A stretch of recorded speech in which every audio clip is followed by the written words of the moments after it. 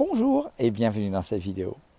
Dans cette vidéo, je voudrais répondre à la question d'un internaute qui demandait comment évaluer le risque du sport en cas de Wolff-Parkinson-White. Est-ce que j'ai le droit ou pas de faire du sport si on m'a diagnostiqué un syndrome de Wolff-Parkinson-White?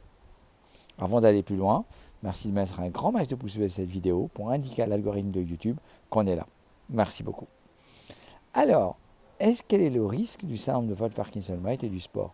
En fait, dans le syndrome de Wolff-Parkinson-White, vous avez, en plus de la conduction physiologique entre les oreillettes et les ventricules, qui se fait par le nœud auriculo-ventriculaire, une voie en plus qu'on appelle une voie accessoire ou un faisceau de Kent. Cette voie accessoire, la particularité qu'elle a, c'est qu'elle peut conduire très vite entre les oreillettes et les ventricules, et donc en cas d'arythmie, en cas de fibrillation atriale ou auriculaire, cette arythmie peut être conduite rapidement au ventricule et entraîner un risque de mort subite. Comment on évalue sa dangerosité à cette voie accessoire? On doit évaluer est-ce qu'elle conduit pour des fréquences rapides. Le minimum, c'est bien sûr on le voit à l'ECG. Le minimum, on peut le voir à Holter ECG. Le minimum, on peut le voir à l'épreuve d'effort.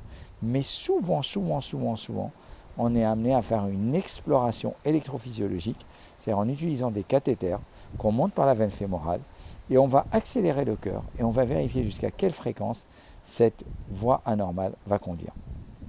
Si elle conduit à des fréquences rapides, à des cycles RR inférieurs à 250 millisecondes, des périodes réfractaires inférieures à 250 millisecondes, ça indique que la voie est dangereuse et qu'on ne peut pas autoriser le sport sans faire d'ablation. Il y a la pluie qui arrive. Donc voilà, donc c'était une courte vidéo interrompue par la pluie qui indique les critères de dangerosité des voies et les manières de les évaluer. Au minimum, Holter épreuve d'effort, si vous avez un peu plus de moyens, souvent exploration électrophysiologique. La pluie nous interrompt. Merci à vous. Merci de mettre un grand max de pouce bleu à cette vidéo et à très bientôt. Ciao, ciao.